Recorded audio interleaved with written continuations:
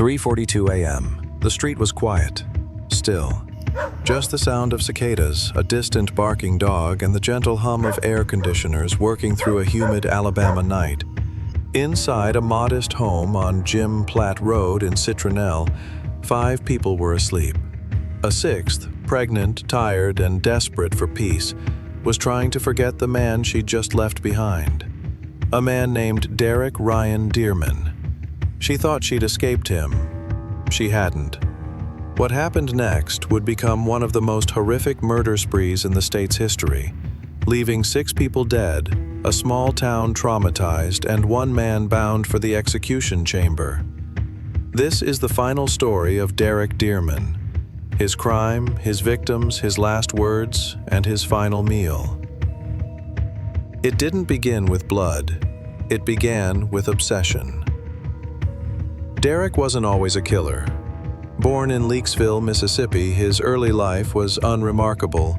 Country roads, small-town schools, and a reputation as a quiet, moody kid.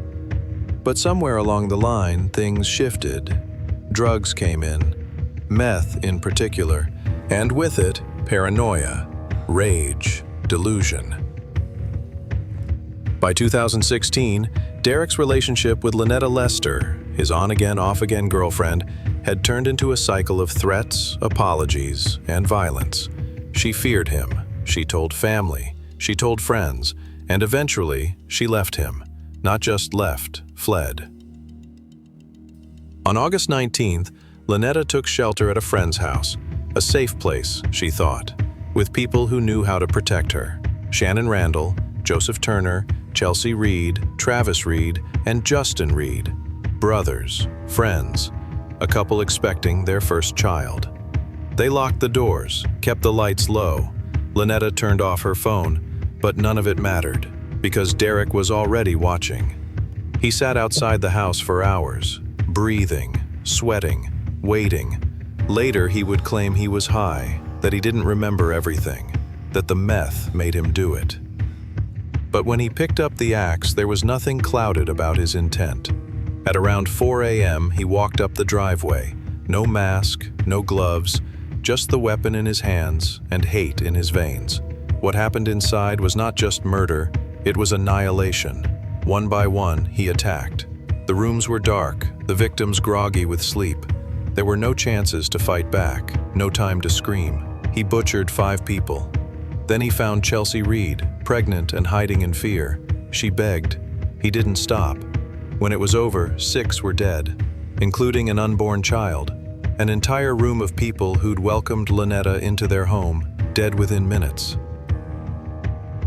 But here's where the story turns. Because after the bloodshed, after dragging Lynetta from the scene against her will, Derrick didn't flee to some hideout. He went to church. In fact, he walked into Leakesville Police Department later that same day, calmly, and turned himself in. He confessed to everything. He even gave directions to the house. When police arrived, what they found was more than a crime scene. It was a slaughterhouse. The axe was still there, blood on the floors, walls, mattresses. Some of the victims had tried to shield one another. It didn't matter. Cops wept. Hardened paramedics went silent. News reporters stood at the edge of the road, unsure how to even describe what they were looking at.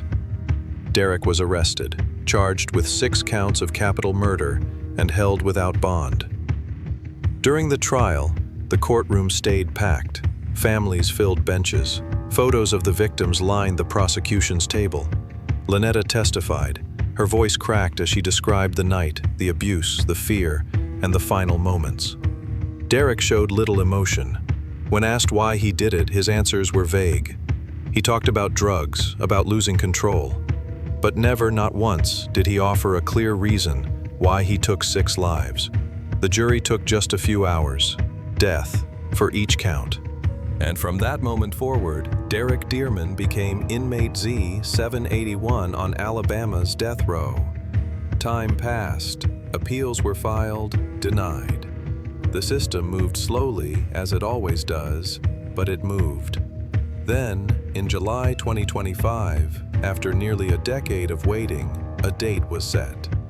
Derrick's execution would take place at Holman Correctional Facility just before midnight. The final days were quiet. He spoke to no reporters, declined interviews, no public apologies, no remorse. On the day of his execution, he was offered the standard procedure, a final meal of his choosing. His request, 2 bacon cheeseburgers, a side of fries, and a can of Coca-Cola. He ate in silence. No visitors, no family, no letters read out loud. Just guards, concrete walls, and the buzz of fluorescent lights. At 11:57 p.m., Derrick was strapped to the gurney. Witnesses entered. Among them, family members of the victims, some weeping, others stone-faced. One held a photo of Chelsea Reed, another whispered prayers. When asked for final words, Derrick looked straight ahead. Then he said, "I can't undo what I did. I don't deserve forgiveness, but if they can find peace, I hope they do." That was all. The lethal injection began. Within minutes, Derrick Dearman, axe murderer, meth addict, self-confessed killer of 6, was dead. Outside, news crews stood under the dim glow of prison lights. A few demonstrators held signs. The victims' families exited quietly, arms around each other. There were no cheers, no closure, just silence. Citronelle still remembers, a small town torn open by one man's rampage. And the 6 names that matter more than anything else in this story: Shannon Randall, Joseph Turner, Chelsea Reed, Travis Reed, Justin Reed, and an unborn child who never got a name. They never had a chance. And now, Derrick Dearman will never have another one either.